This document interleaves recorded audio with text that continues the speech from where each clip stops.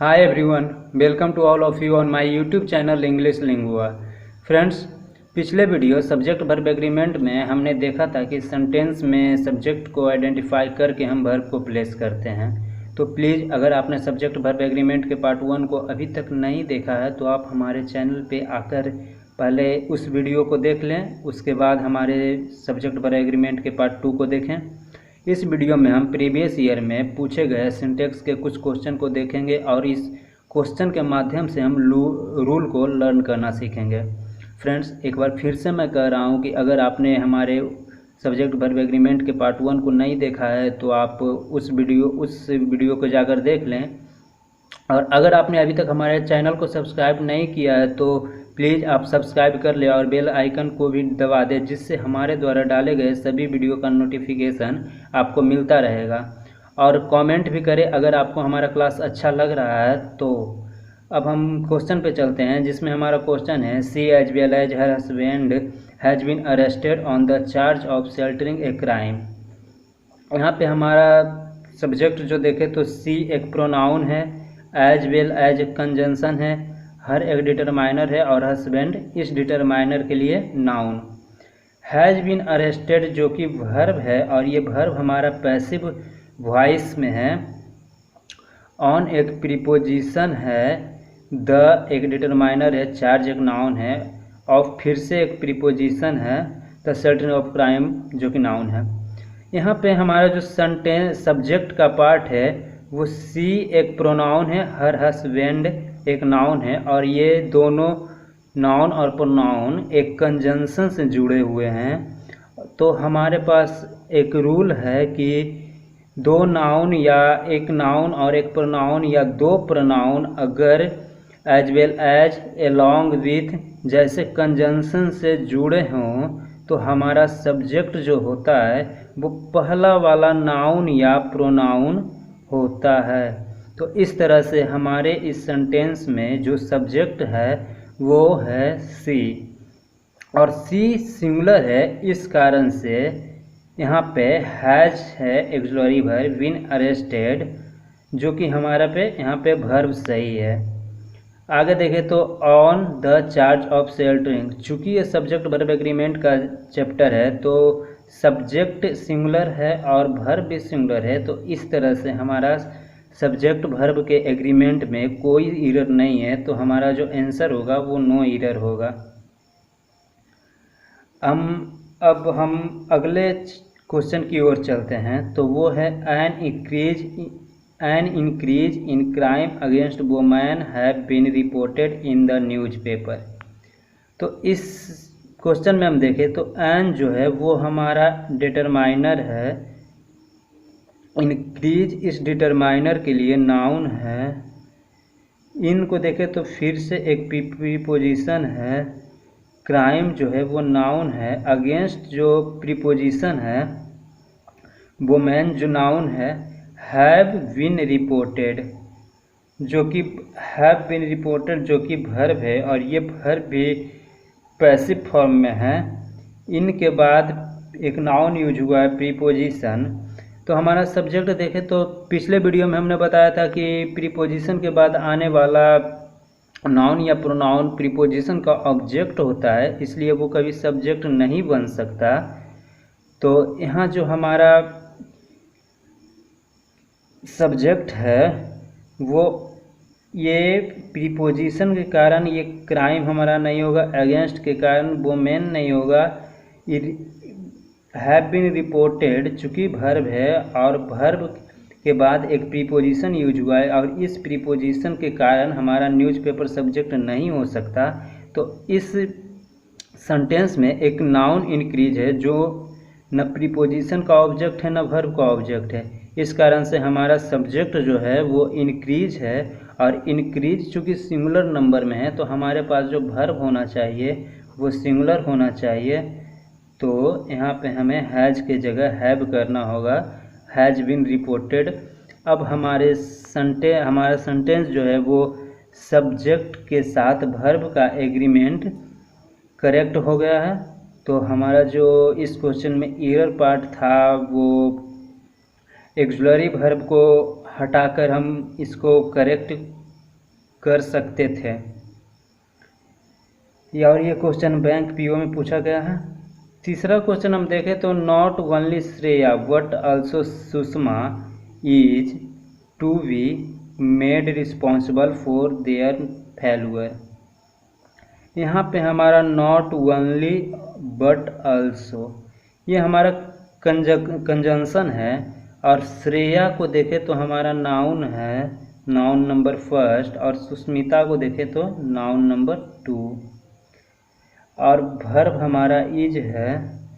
और इस रूल के तहत हम कह सकते हैं कि यदि दो noun not only but also say जुड़ा हुआ हो तो हमारा जो सब्जेक्ट होता है वो बट आल्सो के बाद आने वाला नाउन हमारा सब्जेक्ट होता है। इस कारण से हमारा जो सब्जेक्ट है वो बट आल्सो के बाद आने वाला नाउन सुष्मिता है, तो सुष्मिता नंबर में सिंगुलर है, इसलिए हमारा वर्ब यहाँ पे सिंगुलर लगा है।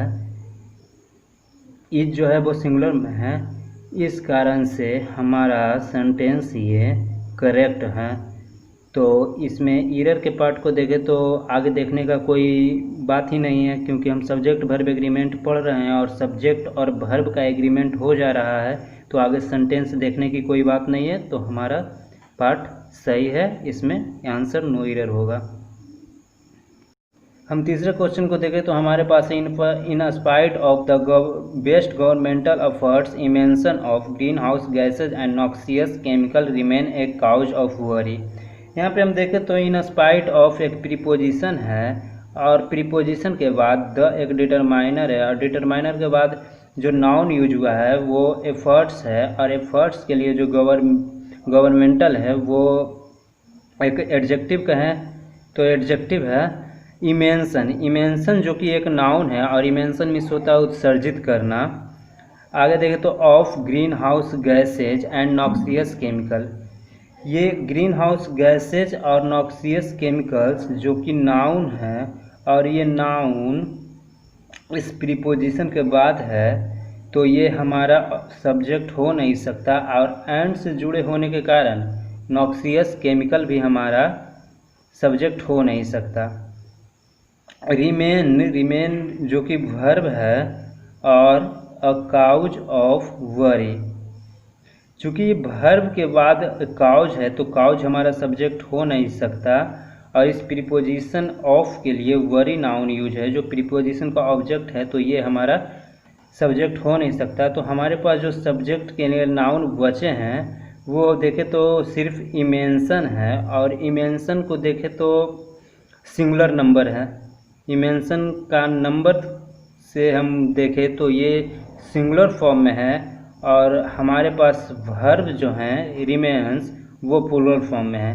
तो सब्जेक्ट से वर्ब का एग्रीमेंट कराने के लिए हमें सिंगुलर सब्जेक्ट के लिए सिंगुलर वर्ब का प्रयोग करना होगा, तो हमें इस रिमेन को हटाकर रिमेन्स करना होगा। इस तरह से हमारा क्वेश्चन जो है वो करेक्ट हो जाएगा। अब हम तीसरा क्वेश्चन जो है वो है हमारे पास the relationship we have with our clients are the cornerstone of our future. तो इस क्वेश्चन में हम देखें तो द डिटरमाइनर है, और डिटरमाइनर के साथ ये रिलेशनशिप एक नाउन है, नाउन के बाद बी एक प्रोनाउन है, हैव जो कि वर्ब है, विथ एक प्रीपोजिशन है, आवर डिटरमाइनर है, और इस डिटरमाइनर के लिए क्लाइंट्स जो है वो नाउन है, आर जो कि वर्ब है, और वर्ब के बाद द डिटरमाइनर है, डिटरमाइनर के साथ नाउन कॉर्नर स्टोन है, ऑफ प्रीपोजिशन, और प्रीपोजिशन के लिए नाउन जो है वो फ्यूचर है, और इस फ्यूचर के लिए आवर जो है वो डिटरमाइनर है। अब इस सेंटेंस को देखने के बाद हम देखें तो यहाँ पे प्रीपोजिशन है, इस कारण से क्लाइंट्स हमारा सब्जेक्ट हो नहीं सकता। ये आर है, वर्ब का ये द कॉर्नर स्टोन जो है ऑब्जेक्ट है, इस वर्ब का ऑब्जेक्ट जो है वो कॉर्नर स्टोन है और इस प्रीपोजिशन का ऑब्जेक्ट फ्यूचर है। इस कारण से हम यदि और इस बी का वर्ब जो है वो हैव है, तो हम इस सब्जेक्ट का, इस वर्ब का सब्जेक्ट यदि हम देखें तो हमारे पास एक नाउन है रिलेशनशिप जो कि ऑब्जेक्ट नहीं है, तो हमारा सब्जेक्ट जो है वो रिलेशनशिप है और रिलेशनशिप सिंगुलर है और इस कारण से सब्जेक्ट का नंबर सिंगुलर है। इस कारण से हमारे पास वर्ब भी सिंगुलर होना चाहिए था, तो हम इस आर को हटाकर इज करके हम इस सेंटेंस को करेक्ट कर सकते थे। ये क्वेश्चन जो है बैंक पीओ में पूछा गया है। अब हम नेक्स्ट क्वेश्चन की ओर चले तो हमारे पास क्वेश्चन है, not one of the words for striking workers were allowed to go near the factory. इस क्वेश्चन में हम देखें तो वन के बाद एक प्रीपोजिशन है, तो प्रीपोजिशन के बाद आने वाला नाउन 100 हमारा सब्जेक्ट हो नहीं सकता। फोर फिर से प्रीपोजिशन है, तो प्रीपोजिशन के बाद आने वाले नाउन्स वर्कर्स हमारे सब्जेक्ट हो नहीं सकते और सब्जेक्ट के पहले स्ट्राइकिंग जो है वो एडजेक्टिव के तरह काम कर रहा है। वर अलाउड जो कि वर्ब है हमारा, टू प्रीपोजिशन है और प्रीपोजिशन के लिए नियर जो है वो नाउन है और इस द के बाद फैक्ट्री जो नाउन है, तो इस प्रीपोजिशन के कारण ये हमारा नियर द फैक्ट्री हो नहीं सकता। तो हमारा जो यहाँ पे सब्जेक्ट है वो एक वर्ड बचा है नॉट और वन, तो नॉट तो हमारा प्रीपोजिशन है, नॉट तो हमारा सब्जेक्ट हो नहीं सकता, इसलिए हमारा जो सब्जेक्ट एक वर्ड बचा है वन, तो हमारा सब्जेक्ट वन है और वन को हम सिंगुलर नंबर के हिसाब से हम इसे सिंगुलर मानते हैं।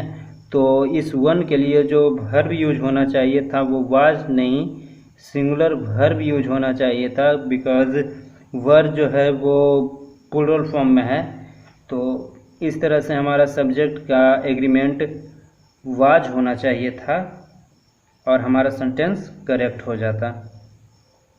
नेक्स्ट क्वेश्चन देखें तो हमारे पास है, the proposal will be passed with A comfortable majority if all the members of his group favour it.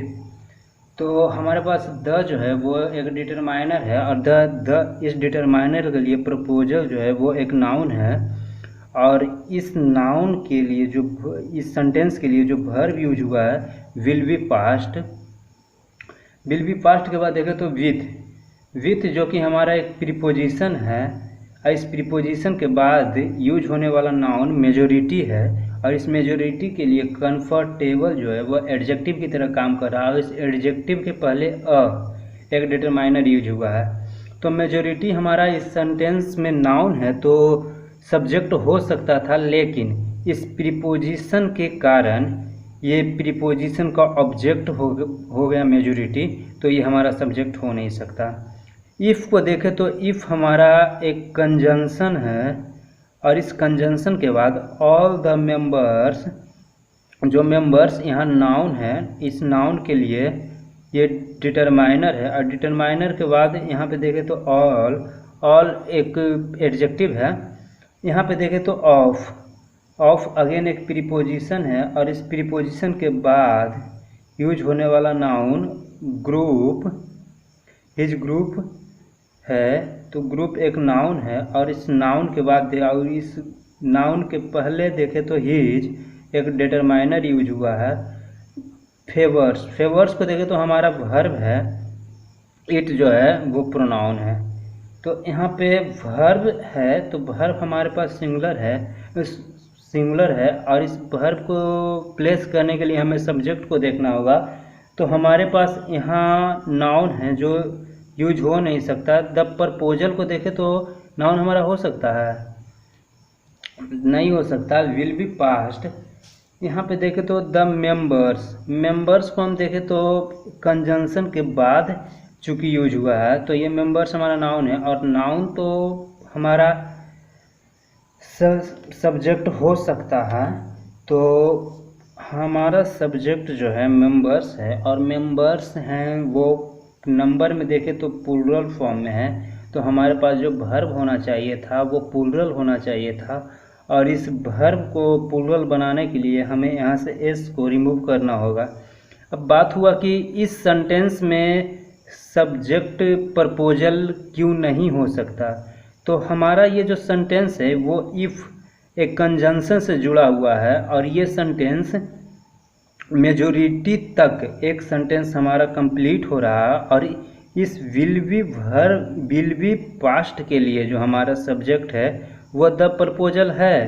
और एक सेंटेंस एक सब्जेक्ट दो सेंटेंस का सब्जेक्ट नहीं हो सकता, क्योंकि यहाँ पे हमारे पास इफ़ के साथ दूसरा सेंटेंस लिखा हुआ है। तो हमारे इस सेंटेंस का सब्जेक्ट जो है वो मेंबर ही हो सकता है। आगे हम क्वेश्चन देखें तो हमारे पास क्वेश्चन है the unskilled classes of workers are the most exploited class under the present contract system. यहाँ पे देखें तो द डिटरमाइनर है, और इस डिटरमाइनर के लिए जो नाउन यूज हुआ है वो क्लास है, और इस क्लास के लिए अनस्किल्ड एडजेक्टिव की तरह काम कर रहा है। ऑफ प्रीपोजिशन है, और प्रीपोजिशन के बाद एक नाउन यूज हुआ workers are the most exploited class under the present contract system. तो यहाँ पे अंडर एक प्रीपोजिशन है, और प्रीपोजिशन के बाद ये हमारे नाउन यूज हुए हैं। Exploited the most exploited class. आगे देखें तो हमारा पास जो सब्जेक्ट है, तो हमारे पास सब्जेक्ट इस प्रीपोजिशन के बाद वर्कर्स है, तो ये हो नहीं सकते, मोस्ट एक्सप्लॉइटेड नहीं हो सकते। यहाँ पे हमारे पास द अनस्किल्ड क्लासेस, यहाँ पे हम देखें तो क्लासेस हमारा जो है वो सब्जेक्ट है, और चूँकि सब्जेक्ट का नंबर सिंगुलर है, सब्जेक्ट का नंबर सिंगुलर है, तो हमारे पास वर्ब जो होना चाहिए था वो सिंगुलर फॉर्म में होना चाहिए था। इस कारण से हमारा यहाँ पे आर को हटाकर इज करके हम सेंटेंस को करेक्ट कर सकते हैं। और सब्जेक्ट वर्ब एग्रीमेंट के क्वेश्चन को अभी तक हम लोगों ने जितने भी क्वेश्चन को सोल्व किए हैं उसमें एक ही चीज़ का हमें ध्यान रखना होता है, सब्जेक्ट का नंबर सिंगुलर तो वर्ब का नंबर भी सिंगुलर होना चाहिए, और सब्जेक्ट का नंबर यदि प्लूरल है हमारे पास तो वर्ब का नंबर भी प्लूरल होना चाहिए। और यदि इन बातों को हम समझ जाते हैं और सब्जेक्ट को आइडेंटिफाई कर सकते हैं सेंटेंस में, तो सिंटेक्स का 60% पार्ट हम कवर कर ले पाते हैं, और 40% पार्ट में हम बात करेंगे अपने आने वाले सेशन में कि आगे 40% का पार्ट क्या बचा है। तो इस तरह से यदि हमारा वीडियो आप लोगों को अच्छा लग रहा होगा तो क्लास को शेयर, लाइक और सब्सक्राइब ज़रूर कर दें, और बेल आइकन को दबा दें, क्योंकि बेल आइकन दबाने के बाद हम जितने भी वीडियो आप डालेंगे वो सारे का नोटिफिकेशन आपके मोबाइल पे चला जाएगा। तो थैंक यू।